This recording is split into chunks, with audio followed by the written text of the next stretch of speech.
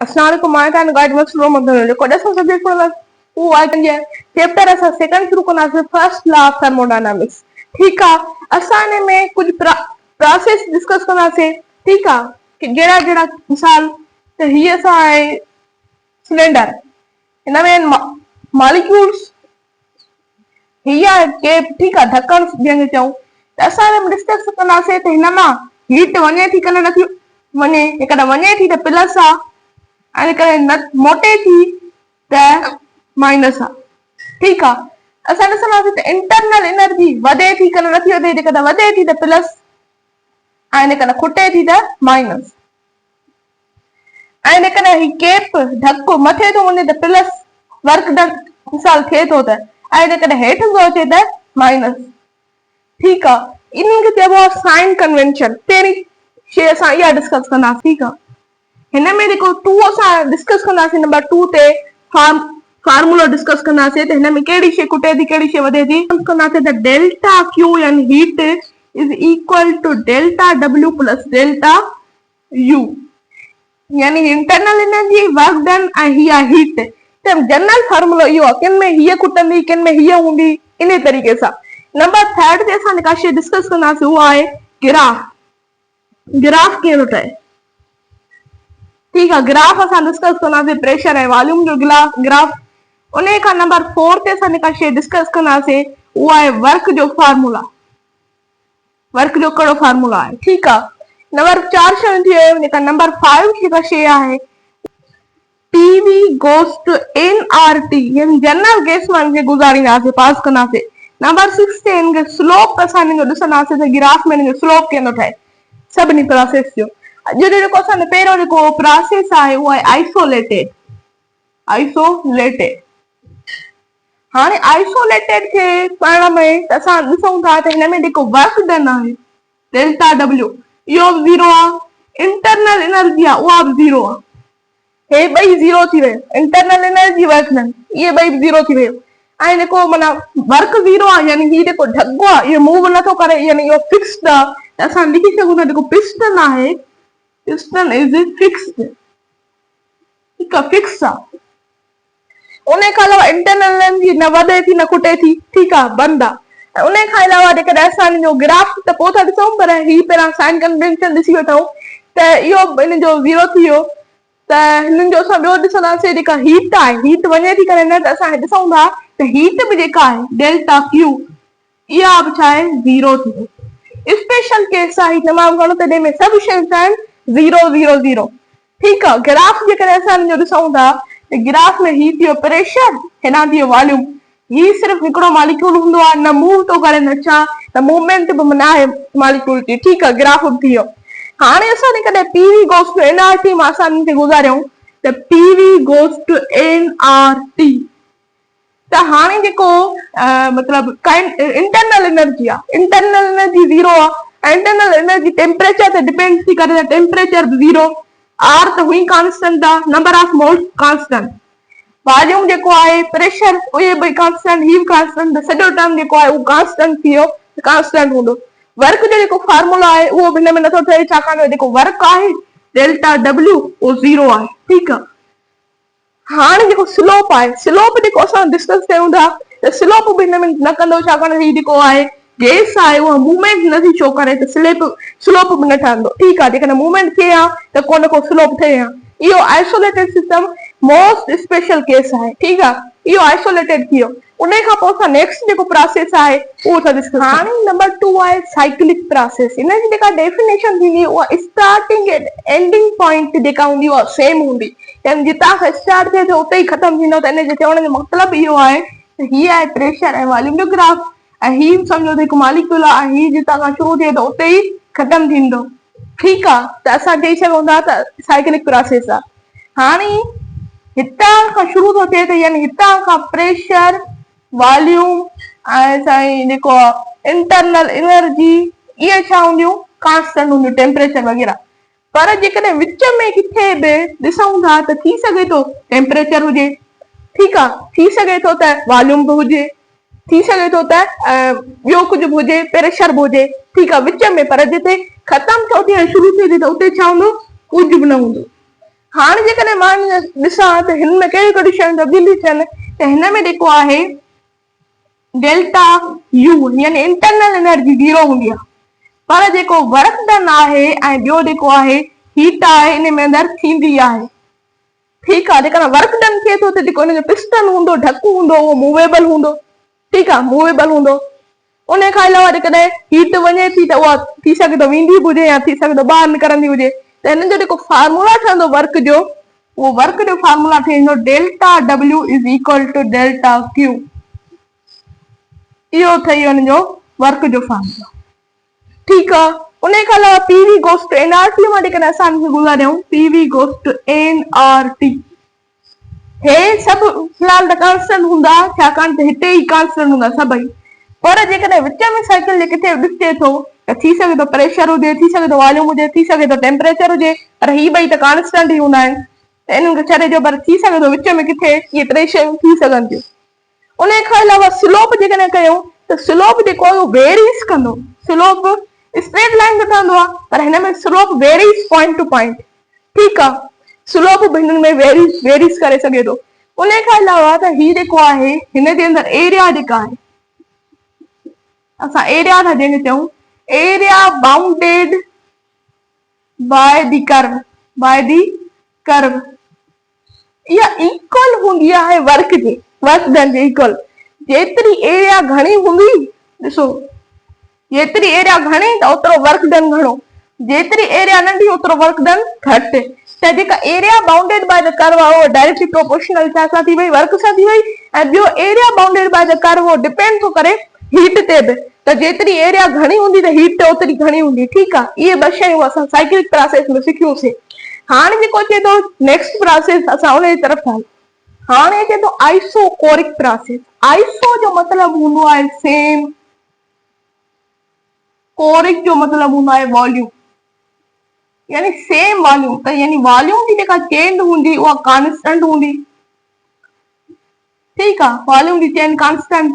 Pressure कुझु न कुझु थी सघे थो, प्रेशर हूंदो, जेको टेम्परेचर हूंदो उहो बि हूंदो, पर हिन में जेको वर्क डन थींदो, वर्क डन उहो 0 थींदो। यानी हिन में जेको फार्मूला थींदो त इहो जेको थींदो delta Q is equal to delta U. यानी हिन में हीट ऐं जेको आहे इंटरनल एनर्जी खुटी वधी सघनि था। त जेकॾहिं ही 0 आहे त यानी जेको पिस्टन हूंदो, पिस्टन उहो फिक्स्ड हूंदो, न मथे वेंदो न हेठि ईंदो। ऐं जेकॾहिं हीट वधि घटि थिए थी त जेको आहे सो जेको बेस हूंदो, बेस उहो कंडक्टिंग हूंदो, कंडक्टिंग। ठीकु आहे, पीवी गोस टू एनआरटी जेकॾहिं इक्वेशन में गुज़ारियूं, PV goes to NRT, N R ऐं वॉल्यूम इहे छा थी विया कांस्टेंट, पर प्रेशर ऐं टेम्परेचर हूंदा त प्रेशर डायरेक्टली प्रोपोर्शनल टेम्परेचर। ऐं इहो कहिड़े असां लॉ में पढ़ियोसीं, गेल्यूसेक लॉ में। ठीकु आहे, त हिते गेल्यूसेक लॉ बि एप्लीकेबल आहे, त यानी P2 upon P1 is equal to T2 upon T1। ठीकु आहे, इहो बि असां अप्लाई करे सघूं था। ऐं जेको वर्क जो फार्मूला ठहियो इहो ही ठही वियो। ठीकु आहे, वर्क जो फार्मूला बि ठही वियो। स्लोप कहिड़ो ठहंदो, पहिरियां ग्राफ था डिस्कस कयूं त ग्राफ जो कीअं ठहंदो, ही थियो प्रेशर ऐं वॉल्यूम जो ग्राफ, प्रेशर वॉल्यूम, हिन जो ग्राफ अहिड़ी तरह ठहंदो, जेको परपेंडिकुलर हूंदो वॉल्यूम सां ऐं पैरेलल हूंदो प्रेशर सां, पैरेलल। ठीकु आहे, ऐं जेका हिन जी स्लोप मतिलबु स्लोप ठहंदी उहा 10 ही 90 डिग्री जे हिन सां एंगल थो ठाहे, यानी 1090 इज इक्वल टू इंफिनिटी, त इन जो स्लोप जेको हूंदो इंफिनिटी हूंदो। त इहो थियो आइसोकोरिक प्रोसेस। हाणे पढ़ंदासीं isobaric process. Isobaric process, iso जो मतिलबु जीअं त मां चयां त सेम आहे, ऐं बेरिक जो मतिलबु हूंदो आहे प्रेशर। उते कोरिक जो मतिलबु हो वॉल्यूम, हिते आहे प्रेशर, त यानी डेल्टा जेका पी हूंदो उहो कांस्टेंट हूंदो। ठीकु आहे, कांस्टेंट थी वियो। उन खां अलावा जेकॾहिं मां हिन जो फार्मूला तव्हांखे डिस्कस करे ॿुधायां त हिन में वर्क बि थींदो, हिन में जेका हीट बि हूंदी या वधि थिए या घटि थिए, ऐं हिन में इंटरनल एनर्जी वधि घटि थींदी। त मतिलबु हिन जो जेको पिस्टन हूंदो उहो मूवेबल हूंदो ऐं वर्क डन बि थींदो, यानी ढकणु मथे वञी सघे थो, हेठि वञी सघे थो। उन खां अलावा पीवी गोस टू एनआरटी में मां तव्हांखे जेकॾहिं गुज़ारियूं NRT, number of moles R ऐं प्रेशर हूंदो इहो constant, volume directly proportional temperature यादि कयो कहिड़े लॉ में पढ़ियोसीं, चार्ल्स लॉ में पढ़ियोसीं। बिल्कुलु सही जवाब जेकॾहिं तव्हां ॾिनो हूंदो त ऐं V2 upon V1 goes to T2 upon T1 त असां इहो लॉ अप्लाई करे सघूं था, एप्लीकेबल आहे। ग्राफ जेको हिन जो ठहंदो, ग्राफ अहिड़ी तरीक़े सां ठहंदो, प्रेशर वॉल्यूम हू बि अहिड़ी तरह, हाणे हीउ जेको ठहंदो उहो अहिड़ी तरह ठहंदो, ठीकु आहे, इहो अहिड़ी तरह ठही वियो। ऐं जेकॾहिं मां हिन जो वर्क जो फार्मूलो ॾिसां त जेको वर्क जो फार्मूलो थींदो उहो थी वेंदो मतिलबु इहो थींदो P डेल्टा V हिकिड़ो फार्मूलो इहो थी वियो, ऐं ॿियो जेको हिन जो फार्मूलो थींदो वर्क जो उहो थींदो R डेल्टा T। हाणे इहो फार्मूलो कीअं थियो मां तव्हांखे ॿुधायां थो, हीउ स्लोप ठहियो, ठीकु आहे, हीअ जेका थी हिकिड़ी एरिया थी, हीअ V2 थियो, V1 थियो, हीउ V2 थियो। हाणे हीउ परपेंडिकुलर लाइक मतिलबु रेक्टेंगुलर लाइक ठही वियो आहे। रेक्टेंगुलर कीअं कढिबो आहे, बेस इंटू हाइट कयोसीं त असांखे डेल्टा V मिलणी ऐं हीअ जेका एन आर डेल्टा टी मिली, ठीकु आहे। इन तरीक़े सां ही ठहियो। स्लोप जेको हूंदो आहे ऐं हीअ जेको स्लोप आहे टेन ज़ीरो जो इहो ज़ीरो ई हूंदो, त स्लोप छा ठहियो, ज़ीरो ठहियो। चए थो आइसोथर्मल एंड एडायबेटिक। आइसोथर्मल प्रोसेस में असां ही सभु शयूं जेके आहिनि उहे डिस्कस कंदासीं। आइसोथर्मल प्रोसेस असां जेकॾहिं आइसो जो ॾिसूं था त आइसो जो वर्ड जो मतिलबु हूंदो आहे सेम, ऐं थर्मल यानी टेम्परेचर, यानी हिन में छा हूंदो, चेंज इन टेम्परेचर ज़ीरो हुजे या कांस्टेंट हुजे, इन में थींदो आइसोथर्मल। ऐं हिन में जेका इंटरनल एनर्जी आहे उहा बि ज़ीरो हूंदी आहे, ठीकु आहे। ऐं पर जेको थींदो वर्क बि हिन में थींदो ऐं ॿियो हिन में हीट बि अची वञी सघे थी। हाणे तव्हां चवंदो त इंटरनल एनर्जी ज़ीरो आहे ऐं वर्क आहे जेको आहे सो हीट कीअं थी अची वञी सघे, ग्राफ ठाहियो सिलेंडर, ठीकु आहे, हिनजे अंदरि मॉलिक्यूल्स क्या आहिनि, गैस जा। हाणे असां चऊं हिन जे अंदरि इंटरनल एनर्जी ज़ीरो, पर हीट अची बि सघे थी, वञी बि सघे थी, work done up the system इन ऑन द सिस्टम इन बाय द सिस्टम अची सघे थो, ठीकु आहे। पर इहो थींदो कीअं, तव्हां थोरो ॾिसो, ही जेको आहे स्लो प्रोसेस आहे, स्लो प्रोसेस।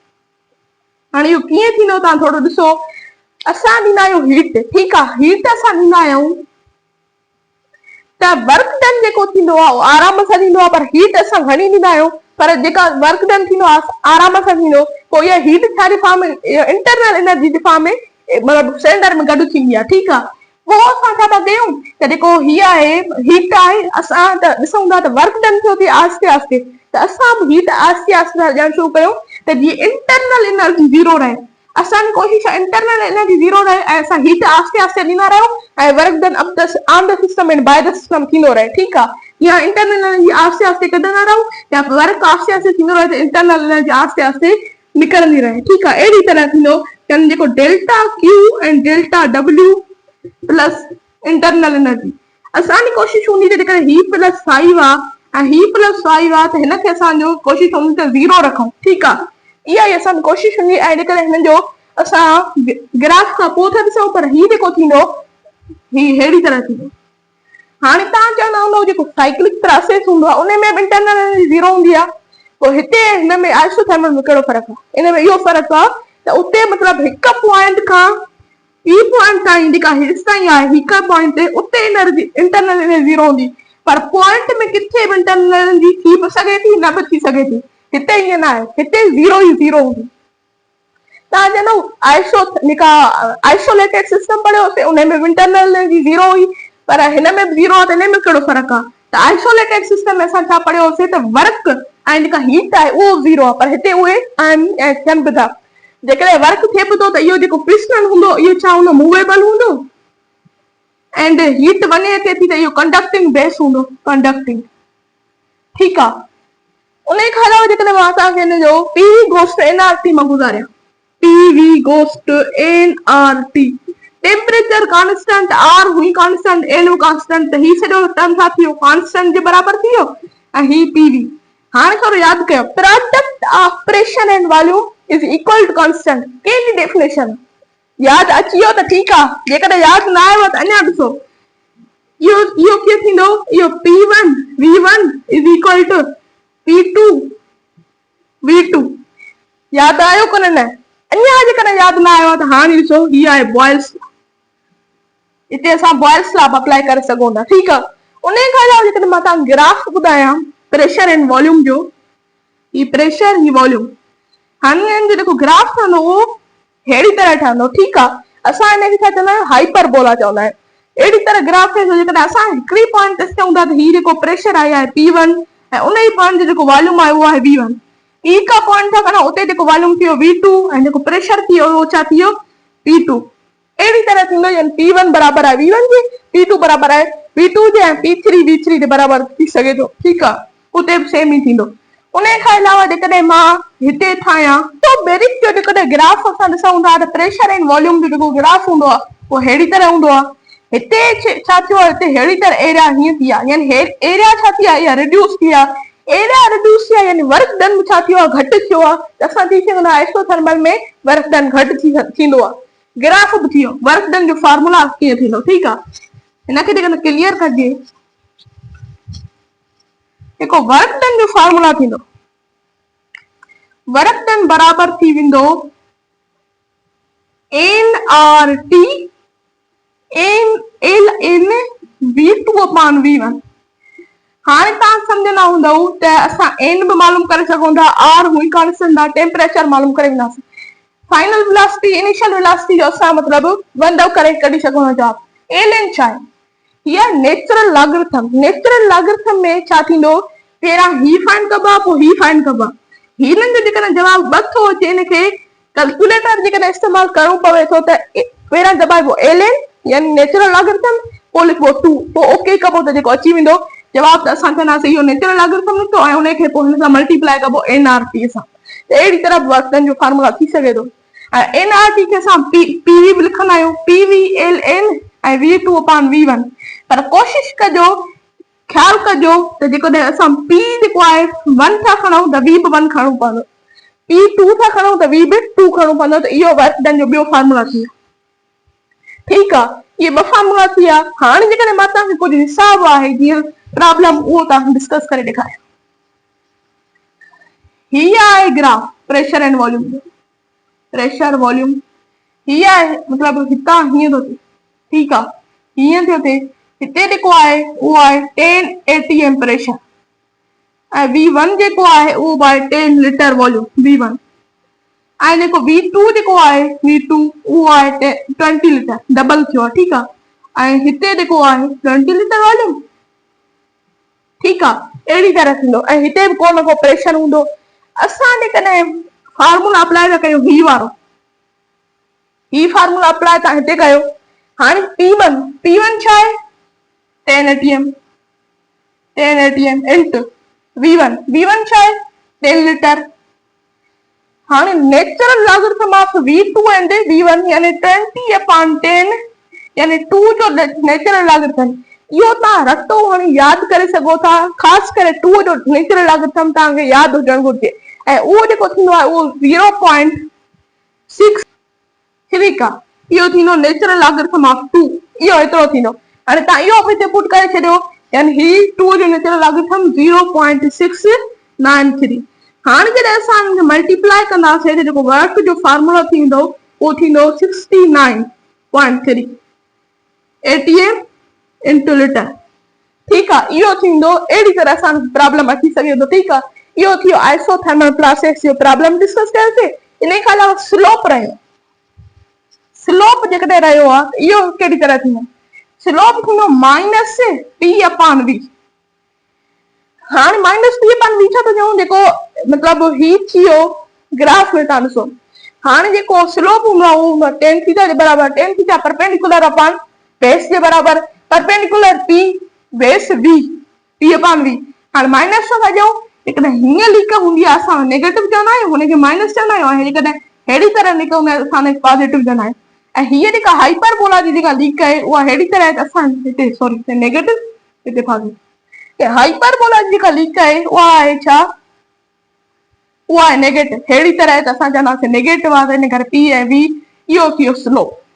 हाणे जेकॾहिं मुंहिंजो तव्हांखे फिजिक्स जो लेक्चर पसंदि आहे त मुंहिंजे लेक्चर खे ज़रूरु लाइक कयो ऐं चैनल खे सब्सक्राइब कयो। अल्लाह।